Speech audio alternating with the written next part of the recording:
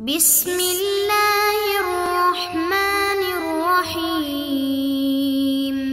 اعوذ باللہ من الشیطان الرجیم، بسم اللہ الرحمن الرحیم، الحمد للہ رب العالمین، حمدا کثیرا کما هو اہلہ، صلی اللہ علی محمد و اہل بیتہ الطیبین الطاہرین۔ سبق نمبر 66، فصل ششم، امامت کے حوالے سے پہلی گفتگو ہے، پہلا درس امامت کے حوالے سے۔ فرماتے ہیں الفصل السادس الامامہ، فصل سادس امامت کے بیان میں، اس میں 5 مہم ابحاث ہیں جن کا ذکر کیا جائے گا۔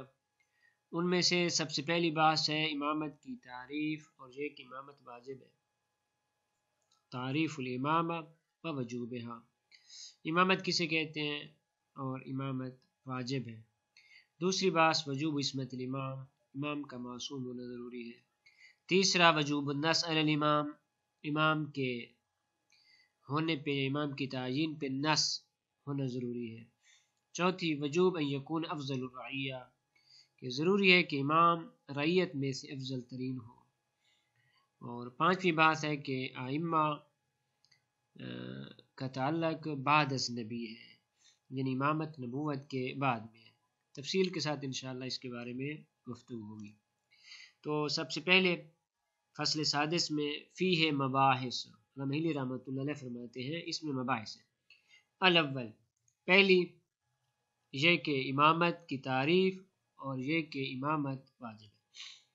الامامۃ ریاست عامۃ فی امور الدین والدنیا لشخص من الاشخاص نیابۃ عن النبی، فرماتے ہیں امامت کی تعریف جو علامہ حلی رحمۃ اللہ علیہ نے اختیار کی ہے، اور ظاہراً یہی تعریف جناب شیخ طوسی علیہ رحمہ کی بھی ہے، اور اس کے مقابلے میں اور بھی تعریف 5 کے آس پاس تعریف ذکر کی جو مشہور معروف ہے۔ ان میں سے ایک تعریف یہ ہے کہ امامت سے مراد ایک عمومی سرپرستی، ریاسہ سرپرستی عام عمومی، امامت یعنی ایک عمومی سرپرستی دینی اور دنیاوی امور میں، لشخص من الاشخاص، انسانوں میں سے کسی انسان کے پاس،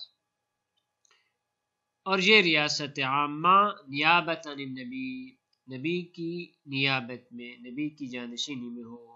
نبی سے ہماری مراد نبی صلی اللہ علیہ وآلہ وسلم، یہ تعریف ہو گئی۔ اب اس کے بعد دوسری بات یہ کہ یہ واجب ہے۔ بعض کہتے ہیں واجب نہیں ہے، بعض کہتے ہیں واجب ہے۔ پھر اگر واجب ہے تو کس پہ واجب ہے؟ آیا مخلوق پہ واجب ہے یا خداوند عالم پہ واجب ہے؟ پھر اگر واجب ہے مخلوق پہ یا خدا پہ تو آیا اس کا وجوب عقلی ہے یا نقلی ہے؟ فرماتے ہیں وَهِيَ وَاجِبَةٌ عَقْلًا، واجب ہے عقلاً واجب ہے، اور خداوند عالم کے لیے واجب ہے، نہ کہ انسانوں پر۔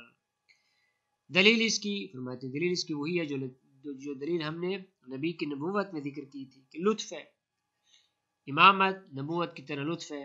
جس طرح نبی خداوند عالم کے لطف کی بنیاد پہ واجب ہے کہ خداوند عالم نبی بنائے، اسی طرح امامت بھی لطف ہے، لذا خداوند عالم پہ واجب ہے۔ کیوں؟ لأن الامامت لطف، امامت لطف ہے۔ فإن، کس طرح؟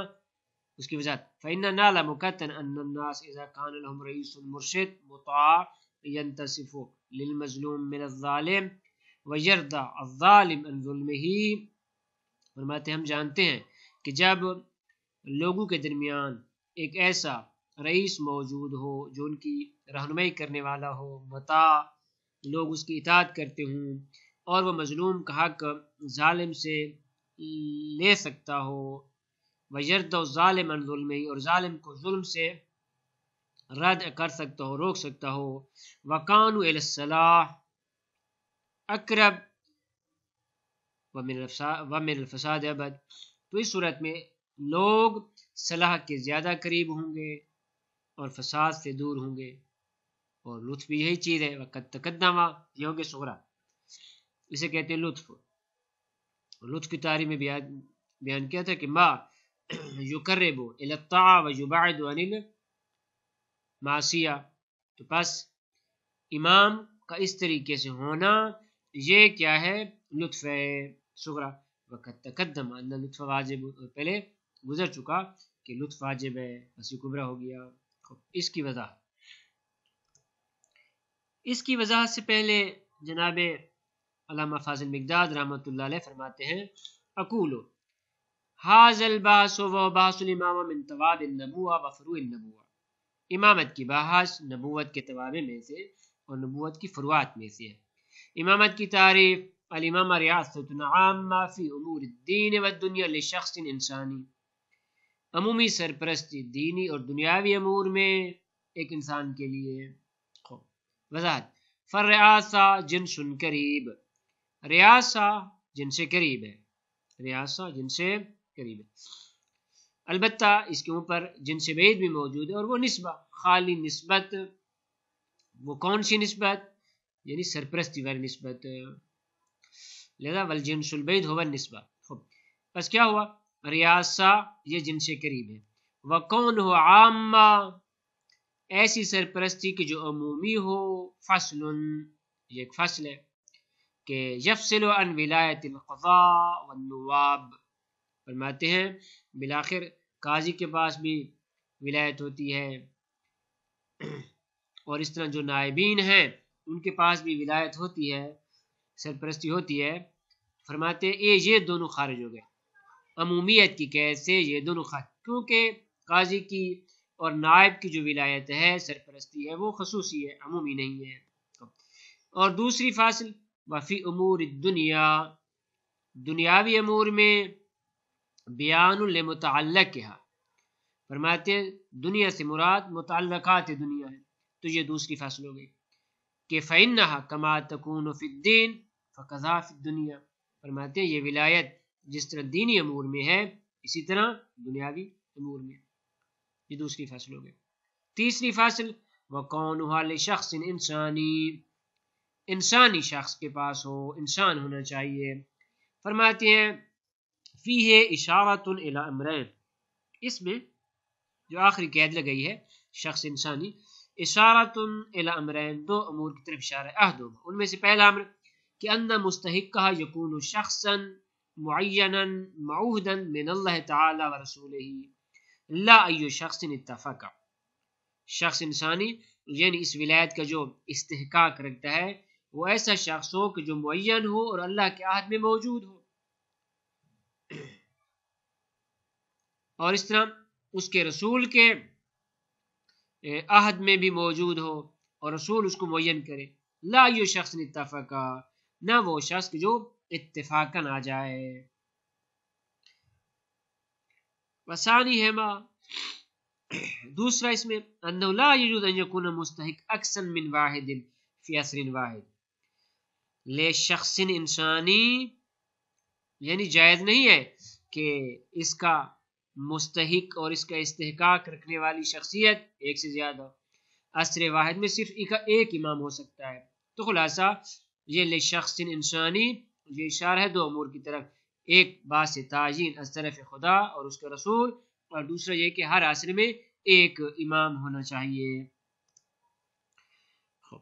فرماتے وزاد بعض الفضلاء فی التعریف بحق الاصالہ، بعض محققین اور فضلاء نے امامت کی تعریف میں ایک اور قید کا بھی اضافہ کیا ہے، اور وہ ہے بحق الاصالہ، یعنی ریاست عامۃ فی امور الدین والدنیا لشخص انسانی بحق الاصالہ۔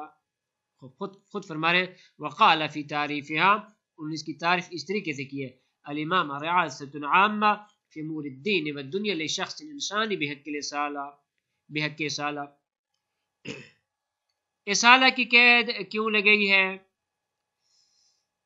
تاکہ غیر اصالہ خارج ہو جائے۔ کس طرح؟ خود فرمائے وَاعْتَرَضَ بِهَذَا النَّائِبٍ، اس قید کے ذریعے انہوں نے احتراز کیا ہے، بچاؤ کیا ہے نائب سے، کہ بالآخر نائب کہ یفوض الیہ الامام عموم الولایہ، کہ فرضاً امام اس کو عموم ولایت عطا فرماتا ہے، تو وہ بھی اس تعریف میں آ جائے گا، درحالہ کہ وہ امام تو نہ ہوا بلکہ امام کا نائب ہوا، لہذا یہ قید لگانا ضروری تھا کہ فإن ریاستہ عامہ لیکن لیست بالاصالہ، نائب امام کی ریاست بھی عمومی ہے لیکن بالاصالہ نہیں ہے۔ لیکن علامہ فاضل مقداد رحمۃ اللہ علیہ فرماتے ہیں کہ اس قید کی خاص ضرورت نہیں تھی، کیوں؟ والحق ان ذالک یخرج بقید العموم، فرماتے ہیں ہم پہلے بھی ذکر کر چکے کہ عامہ کی جو قید ہے یہ نائب کو نکال دیتی ہے. یاد ابتدا میں ذکر کیا تھا کہ اس سے قاضی اور نواب خارج ہو جاتے ہیں. والحق ان ذالک یخرج بقید العموم، عامہ کی قید سے نائب خارج ہو چکا. فإن النائب المذکور لا ریاست له علی امامہ، بالآخر نائب جتنا بھی ہو اس کی ریاست خود امام پہ تو نہیں ہو سکتی.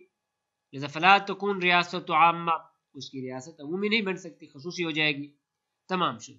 وما ذلک کلہ فالتعریف ینطبق علی النبوہ، یہاں تک جتنی بھی ہم نے تعریف ذکر کی ہے یہ نبوت کے عہدے پر بھی منطبق ہوتی ہے. لذا فحینئذ یزاد فی بحق النیابہ، لذا یہاں پہ نیابتاً عن النبی کی قید لگانا ضروری تھی. لذا یزاد فی امامت کی تعریف میں اضافہ کیا گیا ہے بحق النیابت عن النبی، کہ نبی کی نیابت میں ہونا چاہیے. او بواسطت بشر، یا درمیان میں کوئی بشر واسطہ ہونا چاہیے تاکہ نبی کی تعریف سے خارج ہو جائے. یاد ہے جب ہم نے نبی کی تعریف کی تھی تو وہاں پہ جب بات سے وہی تھی تو کہا تھا کہ درمیان میں کیا ہے کوئی اور واسطہ ہونا چاہیے، کوئی اور واسطہ ہونا چاہیے، لیکن وہ واسطہ بشری نہیں ہونا چاہیے، کیونکہ اگر بشری واسطہ آ گیا تو وہ باس امامت میں داخل ہو جائے گی. یہ پہلے ذکر ہو چکا.